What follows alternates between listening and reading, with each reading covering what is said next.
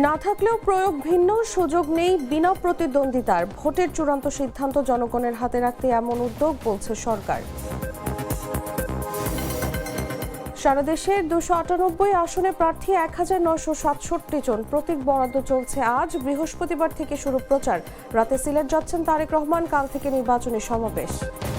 ৭১ মানবতা বিরোধী অপরাধের প্রথম মৃত্যুদণ্ডপ্রাপ্ত আসামি আজাদের ট্রাইব্যুনালে আত্মসমর্পণ। বাংলাদেশের গণতান্ত্রিক রূপান্তর ও জুলাই সনদের প্রতি ইতালির সমর্থন। গ্রিনল্যান্ড নিয়ন্ত্রণে কড়া অবস্থান ট্রাম্পের, বললেন পিছু হটার সুযোগ নেই। বিশ্বজুড়ে কূটনৈতিক উদ্বেগ ও আলোচনা। এবং বিশ্বকাপে বাংলাদেশের অংশগ্রহণ নিয়ে চূড়ান্ত সিদ্ধান্ত আসতে পারে আজ। বাংলাদেশের অবস্থানকে সমর্থন জানিয়ে আইসিসিকে চিঠি পিসিবির।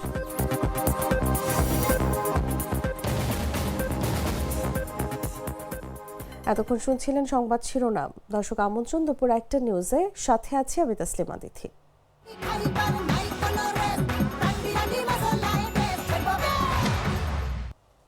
চলে যাচ্ছি পুরো খবরে। জাতীয় সংসদ নির্বাচনে না ভোটের ধারণা নতুন না হলেও আসন্ন ত্রয়োদশ নির্বাচনে এর প্রয়োগ হচ্ছে ভিন্নভাবে। নির্বাচন কমিশন এবার হাইব্রিড নো ভোট নামে একটি নতুন পদ্ধতি চালু করেছে, যেখানে কেবলমাত্র একক প্রার্থী থাকা আসনগুলোতে ব্যালট পেপারে না ভোটের সুযোগ থাকবে। বিনা প্রতিদ্বন্দ্বিতায় জয় ঠেকানো এবং ভোটের চূড়ান্ত সিদ্ধান্ত জনগণের হাতে রাখার জন্যই এমন উদ্যোগ বলছে সরকার। বিস্তারিত জাগো ডেস্ক রিপোর্টে। জাতীয় সংসদ নির্বাচনে না ভোটের ধারণা নতুন নয়, তবে আসন্ন ত্রয়োদশ নির্বাচনে এই না ভোটের প্রয়োগ হবে ভিন্ন। এবার নির্বাচন কমিশন যে প্রক্রিয়ায় না ভোট চালু করেছে সেটিকে বলা হচ্ছে হাইব্রিড নো ভোট। 2008 সালের নবম জাতীয় সংসদ নির্বাচনে না ভোটের বিধান চালু হয়েছিল প্রথমবারের মতো। পরের বছর আওয়ামী লীগ সরকারের আমলে সে না ভোটের বিধান নির্বাচন থেকে বাদ দিয়ে দেয়, যে কারণে বিএনপি জামায়াত জোটের অংশগ্রহণ ছাড়া 2014 সালের 5 জানুয়ারি যে নির্বাচন অনুষ্ঠিত হয় সেই নির্বাচনে অর্ধেকের বেশি অর্থাৎ 153 আসনে আওয়ামী লীগের জোটের প্রার্থীরা বিনা প্রতিদ্বন্দ্বিতায় জয় পায়। নির্বাচন বিশ্লেষকরা বলছেন, আওয়ামী লীগ সরকার ক্ষমতায় এসে 2009 সালে না ভোটের বিধান যদি বাতিল না করত, তাহলে 2014 সালের নির্বাচন বিনা প্রতিদ্বন্দ্বিতার ভোট হতো না। 2024 সালে গণ অভ্যুত্থানে আওয়ামী লীগ ক্ষমতাচ্যুত হওয়ার পর অন্তর্বর্তীকালীন সরকারের সংস্কার কমিশন না ভোট বিধান চালুর প্রস্তাব দেয় সরকারের কাছে। আমরা মনে করি যে বাস্তবায়ন প্রক্রিয়ার ক্ষেত্রে প্রধান এবং মৌলিক দায়িত্বটা, প্রাথমিক দায়িত্বটা রাজনৈতিক নেতৃবৃন্দের আপনাদের মধ্যে আলাপ আলোচনার মধ্য দিয়েই আমরা বিশ্বাস করি যে যে সমস্ত বিষয়ে আপনারা একমত হয়েছেন সেগুলো বাস্তবায়নের পথ আপনারা তৈরি করতে পারবেন এবং সেখানে জাতীয় ঐকমত্য কমিশন আনুষ্ঠানিক এবং অনানুষ্ঠানিকভাবে অনুঘটকের কাজ করবে। তবে এএমএম নাসির উদ্দিনের নির্বাচন কমিশন না ভোটের বিধান ফিরিয়ে আনলেও সেটি সব আসনের জন্য প্রযোজ্য হচ্ছে না এবারের নির্বাচনে। এবার এই না ভোট ফিরেছে একটু অন্যরকম ভাবে।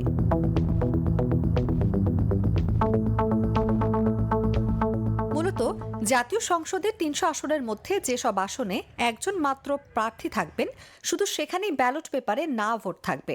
আর যেসব আসনে একাধিক প্রার্থী নির্বাচনী প্রতিদ্বন্দ্বিতায় থাকবে, সেসব আসনের ব্যালট পেপারে না ভোট থাকবে না, যে কারণে না ভোটের এই পদ্ধতিকে হাইব্রিড না ভোট বলা হচ্ছে। নির্বাচনে বিনা প্রতিদ্বন্দ্বিতায় জয়ী হওয়া ঠেকাতেই এই পদ্ধতি নির্বাচন কমিশন এই হাইব্রিড নো ভোটের পদ্ধতি চালু করেছে।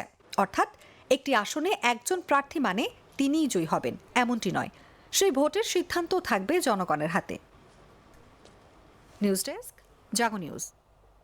আগামী ত্রয়োদশ জাতীয় সংসদ নির্বাচনে সারা দেশের 298 আসনে অংশ নিচ্ছে 1967 জন প্রার্থী। বুধবার প্রার্থীদের মধ্যে প্রতীক বরাদ্দ দেওয়া হচ্ছে। 119টি প্রতীক বরাদ্দ পাবেন প্রার্থীরা। বুধবার সকাল 9টার পর থেকেই ঢাকায় প্রতীক বরাদ্দের কার্যক্রম শুরু হয়। নিজ নিজ নির্বাচনী এলাকার রিটার্নিং কর্মকর্তার কার্যালয় থেকে প্রতীক বরাদ্দ নিতে পারছেন প্রার্থীরা।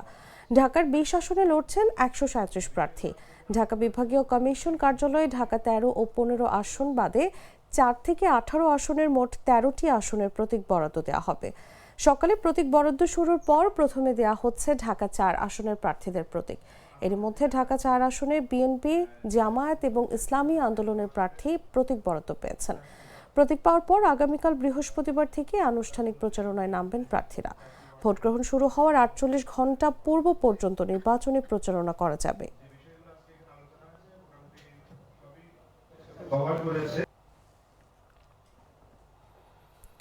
আজ রাতে সিলেটের উদ্দেশ্যে রওনা দেবেন বিএনপি চেয়ারম্যান তারেক রহমান। বুধবার রাত 8টার দিকে তার রওনা দেওয়ার কথা রয়েছে। রাতে হযরত শাহজালাল ও হযরত শাহপরানের মাজার জিয়ারত করবেন। আগামীকাল বৃহস্পতিবার সকালে আলিয়া মাদ্রাসা মাঠে সমাবেশের মাধ্যমে ধানের শীষের পক্ষে প্রচার শুরু করবেন তিনি। বুধবার রাজধানীর গুলশানে সংবাদ সম্মেলনে দলটির কেন্দ্রীয় নির্বাচন পরিচালনা কমিটির মুখপাত্র মাহাদি আমিন ব্রিফিংয়ে এই তথ্য জানান। মাহাদি আমিন বলেন, বৃহস্পতিবার থেকে সিলেট, মৌলভীবাজার, হবিগঞ্জ, ব্রাহ্মণবাড়িয়া, নরসিংদী এবং নারায়ণগঞ্জে নির্বাচনী সমাবেশ করবেন তারেক রহমান। এতে তার সফর সঙ্গী হিসেবে থাকবেন মনোনয়ন বঞ্চিত সাবেক ছাত্র ও যুবদল নেতারা।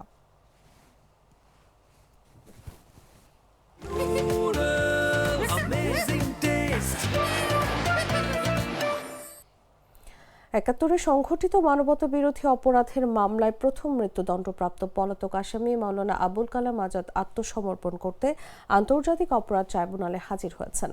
বুধবার সকালে তিনি ট্রাইব্যুনালে আসেন বলে সাংবাদিকদের জানিয়েছেন প্রসিকিউটর গাজী এমএইচ তামিম। গেল বছর নিজের সাজা স্থগিতের জন্য স্বরাষ্ট্র মন্ত্রণালয়ে আবেদন করেন আবুল কালাম আজাদ। ফৌজদারি কার্যবিধির 401 ধারা অনুযায়ী এই আবেদন করেন তিনি। 2013 সালের 21 জানুয়ারি আন্তর্জাতিক অপরাধ ট্রাইব্যুনাল 2 এর চেয়ারম্যান বিচারপতি ওবায়দুল হাসান তাকে মৃত্যুদণ্ড দিয়ে রায় ঘোষণা দেন। আদেশে তার বিরুদ্ধে প্রদত্ত দণ্ডাদেশ আদালতে আত্মসমর্পণপূর্বক আপিল দায়েরের শর্তে 1 বছরের জন্য স্থগিত করা হয়। মুক্তিযুদ্ধ চলাকালে মোট 8টি মানবতাবিরোধী অপরাধের অভিযোগ আনা হয়। তার মধ্যে 7টিতেই তিনি দোষী সাব্যস্ত হন। তার বিরুদ্ধে ঘোষিত এই রায়ের মধ্য দিয়ে তৎকালীন 71 সালের মানবতাবিরোধী অপরাধের প্রথম কোনো মামলার রায় ঘোষণা করা হবে। তবে পলাতক থাকায় তাকে ট্রাইব্যুনালে হাজির করা সম্ভব হয়নি। তার বিরুদ্ধে গ্রেফতারি পরোয়ানা জারির আগেই পালিয়ে ভারত হয়ে তিনি পাকিস্তানে চলে যান বলে জানায় আইন শৃঙ্খলা বাহিনী।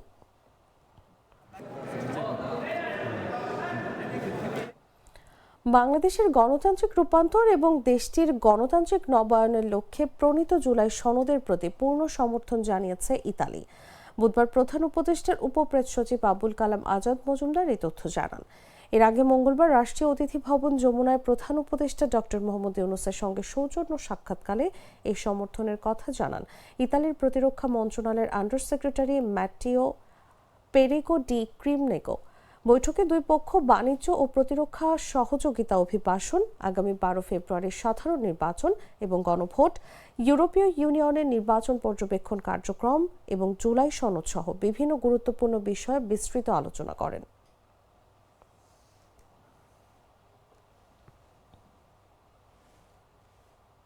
দুধার চকলেটে একাকার হয়ে ওঠা প্রাণ লেয়ার সম্পর্কের মিষ্টি ম্যাজিক। জানাবো আন্তর্জাতিক সংবাদ।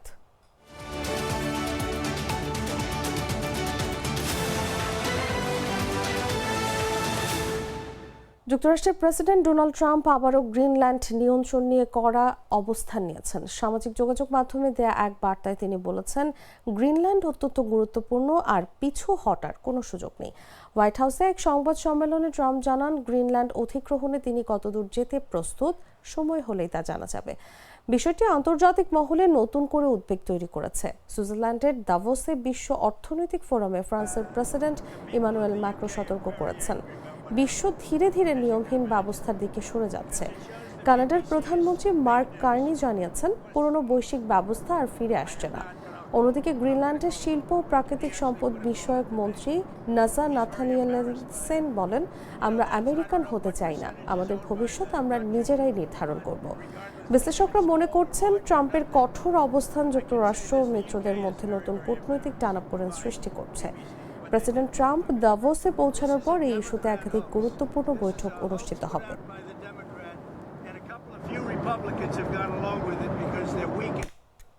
সংবাদ শেষ করব খেলার খবর জানিয়ে।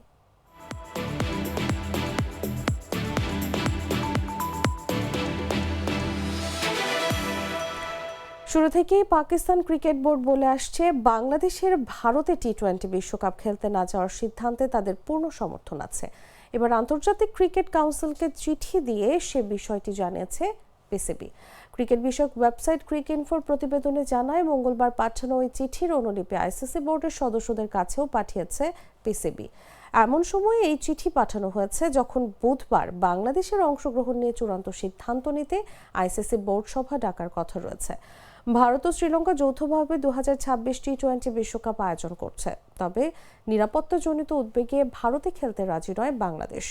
তার বদলে শ্রীলঙ্কায় তাদের গ্রুপ পর্বের ম্যাচগুলো আয়োজনের অনুরোধ করেছে বাংলাদেশ ক্রিকেট বোর্ড।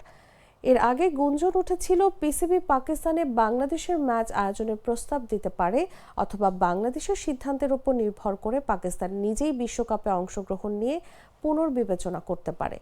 তবে এসব বিষয়ে পিসিবি আনুষ্ঠানিকভাবে কোনো মন্তব্য করেনি।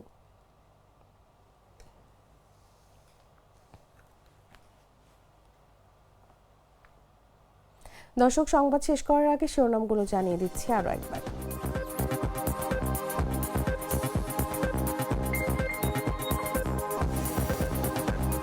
না থাকলেও প্রয়োগ ভিন্ন, সুযোগ নেই বিনা প্রতিদ্বন্দ্বিতার। ভোটের চূড়ান্ত সিদ্ধান্ত জনগণের হাতে রাখতে এমন উদ্যোগ, বলছে সরকার। সারা দেশের 298 আসনে প্রার্থী 1967 জন। প্রতীক বরাদ্দ চলছে আজ। বৃহস্পতিবার থেকে শুরু প্রচার। রাতে সিলেট যাচ্ছে তারেক রহমান, কাল থেকে নির্বাচনী সমাবেশ। 71-এ মানবতা বিরোধী অপরাধের প্রথম মৃত্যুদণ্ডপ্রাপ্ত আসামি আজাদের ট্রাইব্যুনালে আত্মসমর্পণ। বাংলাদেশের গণতান্ত্রিক রূপান্তর ও জুলাই সনদের প্রতি ইতালির সমর্থন। গ্রিনল্যান্ড নিয়ন্ত্রণে করা অবস্থান ট্রাম্পের, বললেন পিছু হটার সুযোগ নেই। বিশ্বজুড়ে কূটনৈতিক উদ্বেগ ও আলোচনা। এবং বিশ্বকাপে বাংলাদেশের অংশগ্রহণ নিয়ে চূড়ান্ত সিদ্ধান্ত আসতে পারে আজ। বাংলাদেশের অবস্থানকে সমর্থন জানিয়ে আইসিসিকে চিঠি পিসিবির।